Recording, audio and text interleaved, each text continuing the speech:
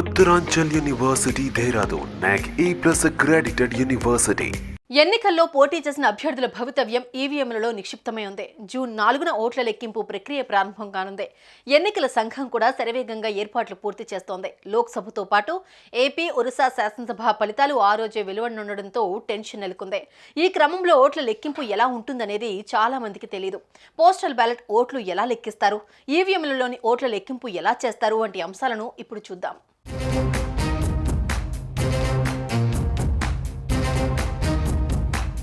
ఎన్నికల్లో పోటీ చేసిన అభ్యర్థుల భవితవ్యం మరో 5 రోజుల్లో తేలనుంది. జూన్ 4న ఉదయం 8 గంటలకు ప్రారంభమయ్యే ఓట్ల లెక్కింపు కోసం ఎన్నికల సంఘం అన్ని ఏర్పాట్లు చేస్తోంది. మొత్తం ఓట్ల లెక్కింపు ప్రక్రియలో 25,000 మందికి పైగా ఉద్యోగులు పాల్గొననున్నారు. వీరందరికీ 2 రోజుల శిక్షణ ఇవ్వనున్నారు. ఆ తర్వాత ర్యాండమైజేషన్ ద్వారా ఉద్యోగులను నియోజకవర్గాలకు కేటాయిస్తారు. మొత్తం ఈ ఓట్ల ప్రక్రియను నిశితంగా పరిశీలించడానికి 175 అసెంబ్లీ నియోజకవర్గాలు, 25 పార్లమెంటరీ నియోజకవర్గాలకు ఒక్కొక్కరు చొప్పున మొత్తం 200 మంది కేంద్ర పరిశీలకులతో పాటు 200 మంది రిటర్నింగ్ ఆఫీసర్లను నియమించారు.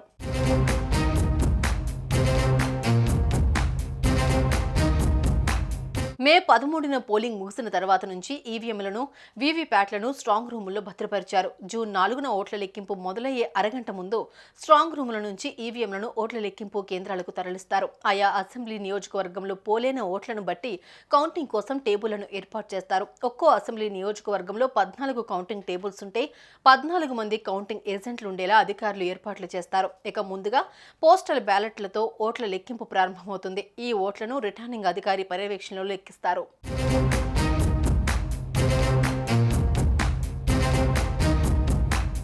పోస్టల్ బ్యాలెట్ కౌంటింగ్ ప్రారంభమైన అరగంట తర్వాత ఈవీఎంలలో పోలైన ఓట్ల లెక్కింపు ప్రారంభమవుతుంది.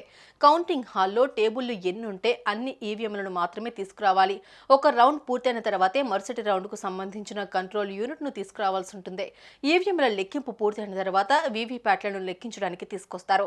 వీటిలో ఏ వీవీప్యాట్లను లెక్కించాలి అనే నిర్ణయాన్ని లాటరీ పద్ధతిలో తీసుకుంటారు. అలా లాటరీ తీసి అందులో వచ్చిన వీవీప్యాట్ను లెక్కింపునకు తీసుకెళ్తారు. అందులోని స్లిప్పులను లెక్కించిన తర్వాత దానికి జోడీగా ఉన్న ఈవీఎంలో వచ్చిన ఓట్లను సరిచూస్తారు. అందులో ఏదైనా వ్యత్యాసం వస్తే వీవీప్యాట్ స్లిప్పులను మరోసారి లెక్కిస్తారు. అప్పటికీ కూడా లెక్కలో తేడా ఉంటే వీవీప్యాట్ స్లిప్పుల సంఖ్యనే పరిగణలోకి తీసుకుంటారు. ఇదిలా ఉంటే ఈవీఎంల లెక్కింపు పూర్తయ్యే సమయానికి ఎవరికి ఎన్ని సీట్లు వచ్చాయి అనేది అనధికారికంగా అర్థమవుతుంది. కానీ వీవీప్యాట్ల లెక్కింపు తర్వాత ఈ ఫలితాలు అధికారమవుతాయి. అయితే 5 ఈవీఎంల వీవీప్యాట్ స్లిప్పుల లెక్కింపుకు కనీసం 5 గంటలు పట్టే అవకాశం ఉందని అంచనా.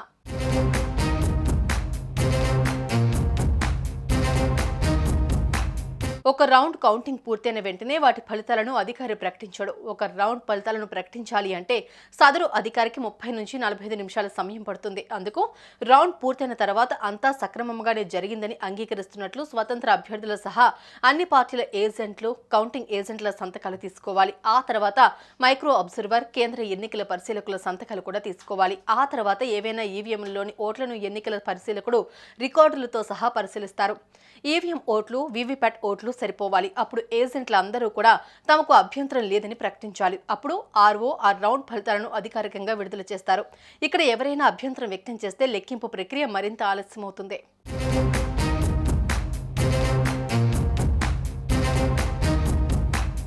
ఓట్ల లెక్కింపు తర్వాత డేటాను కంట్రోల్ యూనిట్ మెమరీ సిస్టంలో సేవ్ చేస్తారు. ఈ డేటా తొలగించబడే వరకు నియంత్రణ యూనిట్లో ఉంటుంది. ఓట్ల లెక్కింపు బాధ్యత ఎన్నికల అధికారి అంటే రిటర్నింగ్ అధికారిపై ఉంటుంది. రిటర్నింగ్ అధికారిగా ప్రభుత్వ అధికారి లేదా స్థానిక సంస్థ అధికారిని నియమిస్తారు. ప్రతి రౌండ్ ఫలితాలను కేంద్ర ఎన్నికల సంఘం అందుబాటులోకి తీసుకొచ్చిన సువిధ యాప్లో నమోదు చేసిన తర్వాతనే ఆర్ఓ ఫలితాలను ప్రకటించాల్సి ఉంటుంది.